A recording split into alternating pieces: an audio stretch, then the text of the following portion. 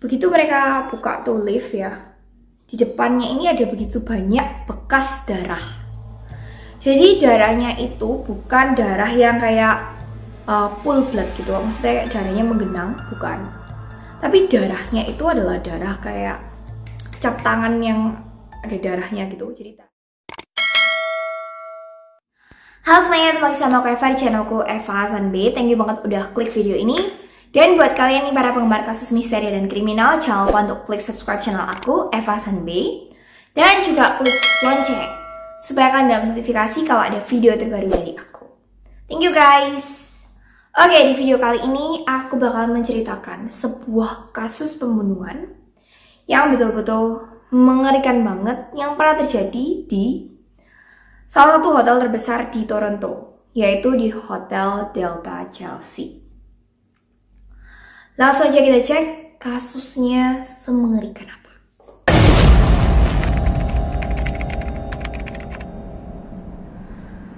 Seperti yang aku jelasin tadi ya guys, pembunuhan ini terjadi di Hotel Delta Chelsea di Toronto, dan ini salah satu hotel yang cukup besar ya guys di Toronto.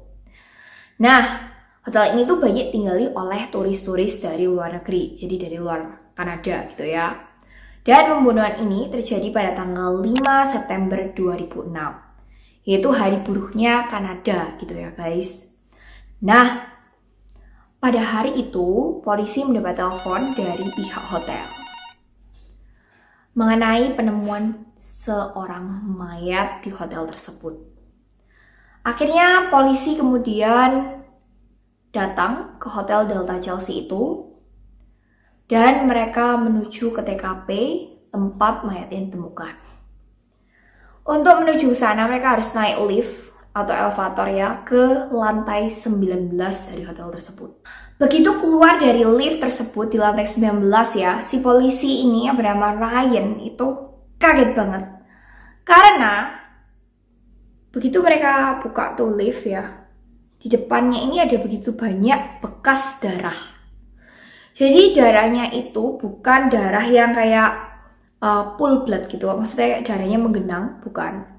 Tapi darahnya itu adalah darah kayak cap tangan yang ada darahnya gitu. Jadi tangannya itu ada darah, kemudian kayak ngecap-ngecap gitu di dinding, di karpet, kemudian di tombolnya lift itu bekas cap tangan yang ada darahnya kayak gitu ya.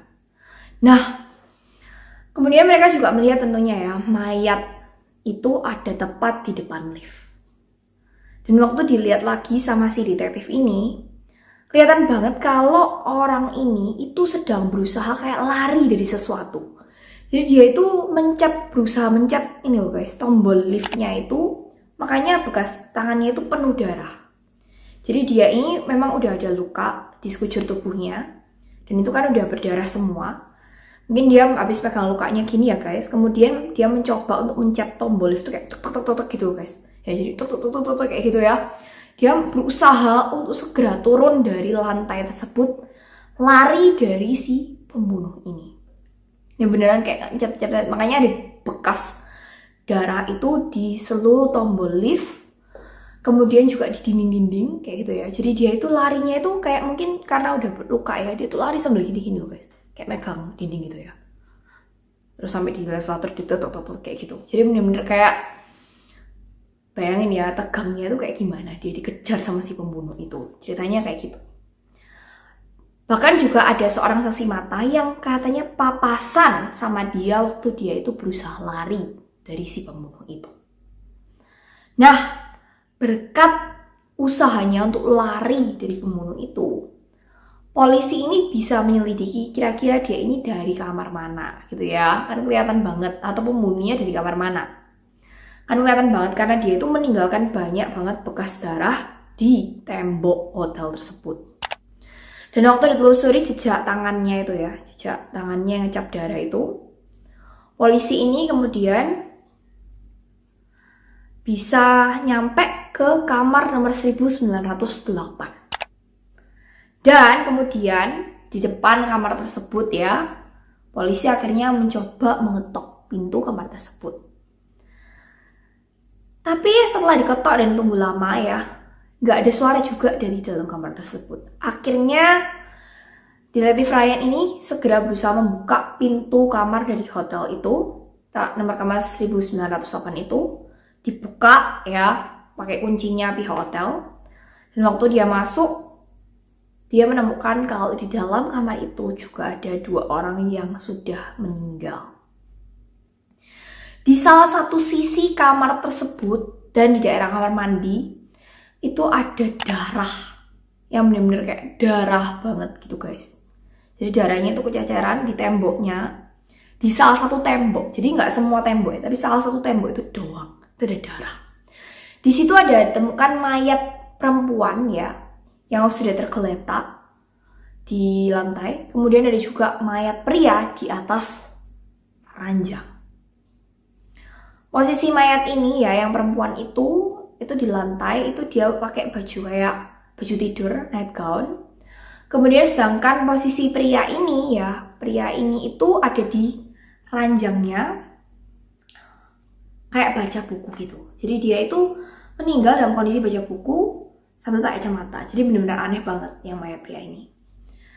Nah, lalu polisi waktu lihat ini ya, polisi tuh mikir kalau jangan-jangan ini adalah pembunuhan berantai. Karena pernah dulu tuh terjadi kasus yang sama ya, mirip-mirip kayak gini, pembunuhan turis di Kanada sana. Nah, kemudian mereka melihat jangan-jangan di Kanada ini juga ada yang namanya pembunuh turis. Karena 3 orang ini yang ditemukan meninggal di hotel itu semuanya adalah turis dari Eropa. Lebih tepatnya 2 dari Switzerland, 1 dari Jerman. Tapi 3-3-nya ini benar-benar tinggal di Switzerland gitu. Nah, kemudian setelah diselidiki, kan pastinya polisi coba menyelidiki tubuh ya guys, forensiknya kayak gimana. 2 orang, yaitu orang pria yang ditemukan di depan lift tadi, itu namanya Kaufman ya, dan juga wanita yang ditemukan di dalam kamar hotel itu, yang bernama Nadia, itu dua-duanya itu guys, lukanya itu parah banget, sampai mereka itu benar-benar kayak kehabisan darah dari lukanya ini. Sementara pria yang membaca buku itu guys, dan pakai kacamata di atas ranjang meninggal itu lukanya nggak parah. Tapi ada banyak banget bekas tusukan di bagian dadanya ini. Dan tusukannya ini itu kecil-kecil, kayak tipis-tipis gitu guys, kayak ragu-ragu gitu ya, kayak tusukan tapi ragu-ragu. Jadi nggak benar-benar nusuk gini, tapi kayak tusukan ragu-ragu gitu. Itu ada sebanyak 30-40 tusukan kecil-kecil kayak gitu. Dan waktu dilihat dari sudut angle kayak gitu ya, dan kemudian kedalaman dari tusukan ini, kemungkinan besar pria yang ada di ranjang ini, yang namanya adalah Andre, itu menusuk dirinya sendiri. Jadi kalau orang nusuk dirinya sendiri sama orang ditusuk itu sudutnya itu beda guys. Kalau orang nusuk dirinya sendiri itu biasanya sudutnya karena dia tangan kanan atau tangan kiri ya, sudutnya itu bisa kayak agak miring gitu ya. Sementara kalau orang nusuk gini itu lain lagi kayak gitu. Dan kalau orang lain yang nusuk, kemungkinan besar nggak akan sependek-pendek itu gitu ya. Itu ragu-ragu tusukannya. Dan tusukan ragu-ragu itu banyak ditemukan di orang-orang yang mencoba untuk melukai diri mereka sendiri. Karena tusukannya pendek-pendek. Kayak mereka ragu-ragu untuk nusuk gitu loh. Itu kayak udah basic psikologinya manusia. Kalau mereka berusaha menusuk diri sendiri, itu lukanya itu nggak akan separah kalau mereka tusuk sama orang lain. Itu kayak udah naluri manusia gitu ya guys.